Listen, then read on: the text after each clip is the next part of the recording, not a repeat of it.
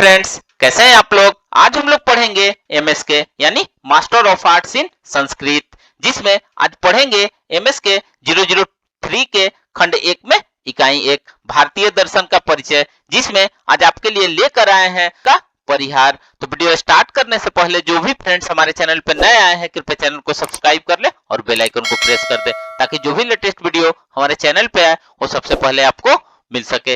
तो आइए ज्यादा टाइम को ना किल करते हुए चलते हैं अपने टॉपिक पर, भारतीय दर्शन का परिचय में परिहार। तो आइए वीडियो को स्टार्ट करते हैं। भारतीय दर्शन को रूढ़िवादी एवं पारंपरिक स्वीकृति करके पश्चिम दार्शनिकों एवं चवार्क जैसे भारतीय मनीषियों ने भी अनेक प्रकार के आक्षेपों से खंडित किया है तथा भारतीय दर्शन की परंपरा को वृक्ष की एक ही शाखा में विराजमान अनुकरणीय पक्षियों की उपमावित किया है, जिसका तात्पर्य यह है कि बिना तर्कों एवं विचारों के पूर्व सिद्धांतों का सहसा अनुकरण करना। अतः उनका अपेक्षा है कि भारतीय दर्शन श्रुति वाक्यों को ही तर्क के रूप में स्वीकृत करते हैं तथा उन श्रुतियों के बिना लोक में प्रचलित किसी भी तर्क को स्वीकृत नहीं करते हैं। अतः लोकसिद्ध वस्तुओं में प्रमाणों के आधार पर भी न स्वीकृत करना भारतीय दर्शन की अल्पता है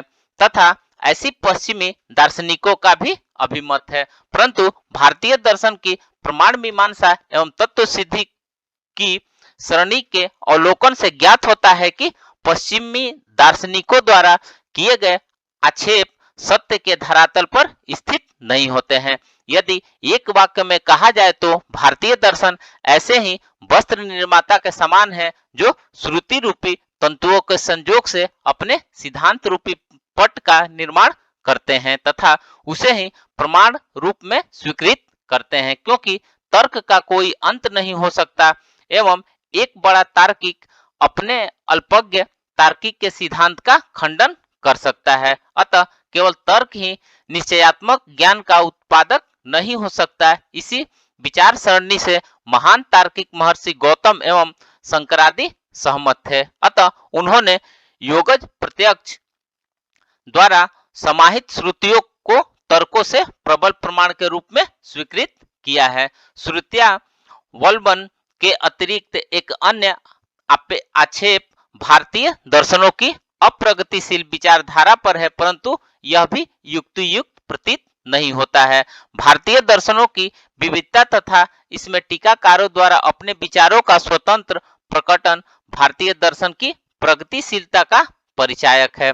भारतीय दार्शनिक प्राचीन काल से ही अधावधि पर्यंत स्वतंत्र विचारधारा के पक्षधर है, परंतु वह युक्त तथा तर्क संगत होना आवश्यक है। जैसे नास्तिक शिरोमणि चवार्क द्वारा वैदिक दर्शन के विपरीत ईश्वर के अस्तित्व स्वीकार न करना तथा वैदिक सिद्धांतों का खंडन करना भी भारतीय दार्शनिकों की प्रगतिशीलता को धोतित करता है, क्योंकि भारतीय दार्शनिकों ने चवार्क के दर्शन को भी स्थान प्रदान किया तथा उसके कपितय सिद्धांतों को महिमा मंडन भी किया गया। अतः भारतीय दर्शन सदैव से ही प्रगतिशील विचारों से समन्वित है।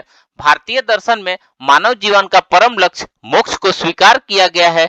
एकांतिक एवं अत्यांतिक दुख निवृत्ति तथा निरतिशय आनंदाभूति रूप मोक्ष की उपलब्धि विभिन्न भारतीय दर्शनों द्वारा उपदिष्ट साधना पद्धतियों का अनुपालन करने से देह नाश की के उपरांत होती है। चवार्क दर्शन एवं पाश्चात्य दर्शन इस पर आक्षेप करते हैं कि भौतिकवादी वर्तमान युग में मोक्ष अर्थ शून्य एवं अप्रासंगिक है तथा वर्तमान सुखों का परित्याग करके भावी आनंद की प्रतीक्षा अनुचित है। मोक्षावस्था में नित्यानंद की अनुभूति से अब होने लगेगी, जो कि मोक्ष की संकल्पना में वैज्ञानिक एवं मनोवैज्ञानिक असंगति दोष है। इन आक्षेपों के उत्तर स्वरूप सभी भारतीय दर्शन मोक्ष को जीवन व्यापी अनुभूति के रूप में प्रस्तावित करते हैं। सभी का मानना है कि केवल मनुष्य का वर्तमान जीवन दुखों से आप्लावित है।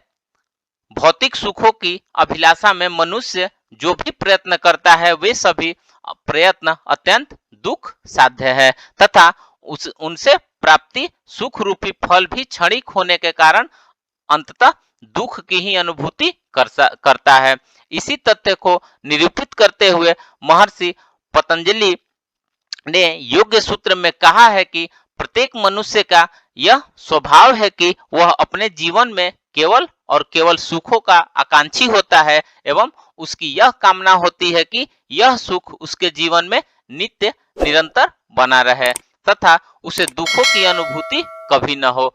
एकांतिक एवं अत्यांतिक दुख निवृत्ति अथवा निर्तिशय आनंदानुभूति की यह अभिलाषा ही उसे ऐसे लक्ष्य का अन्वेषण करने के लिए प्रेरित करती है जिसकी उपलब्धि हो जाने पर वह दर्शन समस्त कष्टों से निवृत्त हो जाए। इसी लक्ष्य की प्राप्ति के लिए सभी भारतीय दर्शन प्रवृत्त होते हैं तथा इसके लिए मोक्ष की अवधारणा का ख्यापन करते हैं। अतः यह आक्षेप नितांत अनुचित है कि वर्तमान में मोक्ष अर्थ शून्य एवं अप्रासंगिक है।